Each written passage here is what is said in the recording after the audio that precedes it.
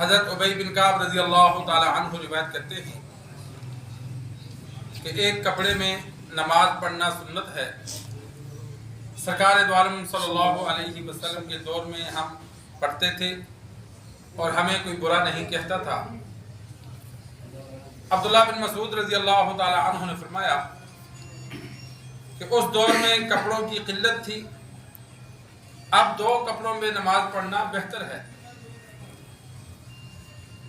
سطر کا چھپانا یہ نماز میں فرض ہے۔ مرد کے لیے جو سطر ہے وہ گھٹنوں سے لے کر گھٹنوں کے نیچے سے لے کر ناف تک ہے۔ اتنا حصہ جسم کا چھپا ہو تو وہ نماز پڑھے گا تو اس کی نماز ادا ہو جائے گی۔ عورت کے لیے پورا جسم سطر ہے، صرف چہرہ، گھٹنوں تک ہاتھ اور ٹخنوں سے نیچے پاؤں یہ نماز میں ننگے ہوں۔ اگر ٹخنے نماز میں ننگے ہوں گے عورت کی نماز نہیں ہوگی۔ کان ننگا ہوگا یا کان کا چوتھائی حصہ بھی ننگا ہو جائے 3 مرتبہ سبحان اللہ کہنے کے بقدر تو نماز ٹوٹ جاتی ہے۔ سر ہے، کان ہے، ان کو وہ لپیٹ کر بازو آگے گھٹوں تک، گھٹوں سے آگے تک ہوں۔ اگر آدھی کونیاں ننگی ہوں گی یا چوتھائی حصہ تو نماز اس کی ٹوٹ جائے گی۔ دوران نماز بھی ننگی نہ ہو، بڑی چادر لے کر اور اسی طرح کرتا ہو تو اس کو بازو پورے رکھوائے جائے۔ اور تنگ لباس پہننا اس میں بھی نماز، اور باریک لباس جس سے جسم نظر آئے، جسم کی رنگت نظر آئے، اس میں نماز نہیں ہوتی۔ تو یہ خواتین کو سمجھا دیا جائے کہ جب نماز پڑھنی ہے تو فیشن اپنی جگہ، لیکن جب عبادت کرو تو اس میں پورا لباس پہن کر کرو، اس لیے کہ وضو بھی کرنا ہے، مشقت بھی اٹھانی ہے، نماز بھی پڑھنی ہے، اور ثواب کے بجائے الٹا گناہ ہو تو کیا فائدہ۔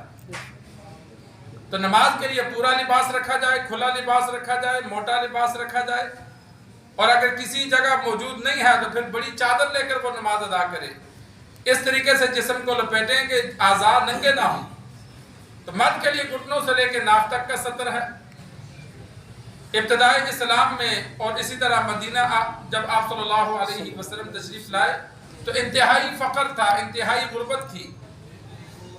تو اکثر صحابہ کے پاس صرف ایک چادر ہوتی تھی، اور بعضوں کے پاس چادر اتنی چھوٹی ہوتی تھی کہ وہ صرف نیچے تہبند باندھا جاتا تھا، اوپر کا جسم ننگا ہوتا تھا، اور بعضوں کے پاس اتنی چھوٹی ہوتی تھی کہ وہ تہبند بھی صحیح نہیں باندھا جاتا، رکوع سجدے میں جاتے تو آگے ہاتھ سے پکڑتے تھے تاکہ ہمارا سطر ننگا نہ ہو۔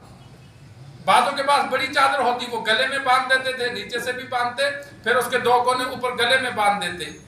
بعض مالدار تھے، ان کے پاس 2 چادریں، زیادہ لباس ہوتا۔ تو ایک چادر میں آپ صلی اللہ علیہ وسلم کے دور میں صحابہ اس مجبوری کی وجہ سے نماز پڑھتے تھے۔ عبداللہ بن مسعود رضی اللہ تعالی عنہ نے اسی وجہ سے ابی بن کعب رضی اللہ تعالی عنہ کی بات کا جواب دیا کہ اس وقت کپڑوں میں کمی تھی، اب 2 کپڑوں میں نماز پڑھنا زیادہ بہتر ہے کہ نیچے انسان تہبند باندھے اور اوپر دوسری چادر لے۔ سلے ہوئے ہوں تو اوپر قمیض ہو، نیچے سلوار ہو، یا اوپر قمیض ہو، نیچے انسان تہبند باندھ لے، دھوتی باندھ لے۔ تو یہ 2 کپڑوں میں نماز یہ زیادہ بہتر ہے۔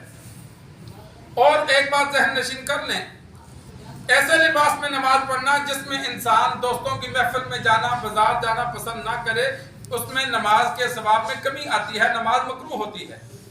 نماز کے لیے لباس وہ استعمال کیا جائے جو انسان باہر جس کو پہن کر جانا پسند کرتا ہو۔ ایسا گھٹیا لباس ہو یا اتنا میلا کچیلا ہو جس کی وجہ سے وہ دوستوں میں جانا، بازار جانا، کسی محفل میں جانا پسند نہ کرے، اس میں نماز ادا کرے گا، نماز ہو جائے گی لیکن اسے گناہ ملے گا، ثواب میں کمی آ جائے گی۔ تو جب نماز ادا کرنی ہے تو اس کے لیے عمدہ لباس ہو، ایسا لباس ہو جو وہ گھر بھی باہر بھی دوستوں کے پاس آنے جانے میں استعمال کر سکے۔ ہاں کبھی مجبوری ہے، کسی جگہ مزدور کام کرتے ہیں اور لباس بار بار چینج نہیں ہو سکتا تو پھر وہ اسی لباس میں پاک رکھ کر پڑھ سکتے ہیں، لیکن عام حالات میں جب مجبوری نہ ہو، بعض لوگوں کو دیکھتے ہیں رات کو سوتے ہیں اسی لباس میں صبح فجر کے لیے آ جاتے ہیں، سلوار اور کرتا، اور یہ مناسب نہیں ہوتا، اس کے ثواب میں کمی آ جاتی ہے۔ صبح اٹھے ہیں، وضو کیا ہے تو جو لباس دن کو پہننا ہے وہ پہن کر نماز ادا کی جائے۔ نماز کے بعد سونا ہے تو پھر چاہے بدل کر سو جاؤ۔ تو نماز کے لیے ایسا لباس استعمال کرنا جو انسان بازار یا دوستوں کے پاس جانا جس میں پسند نہ کرے تو اس میں نماز کے ثواب میں کمی آ جاتی ہے۔ اللہ سے دعا ہے اللہ ہمیں دین سیکھ کر سمجھ کر عمل کرنے کی توفیق عطا فرمائے.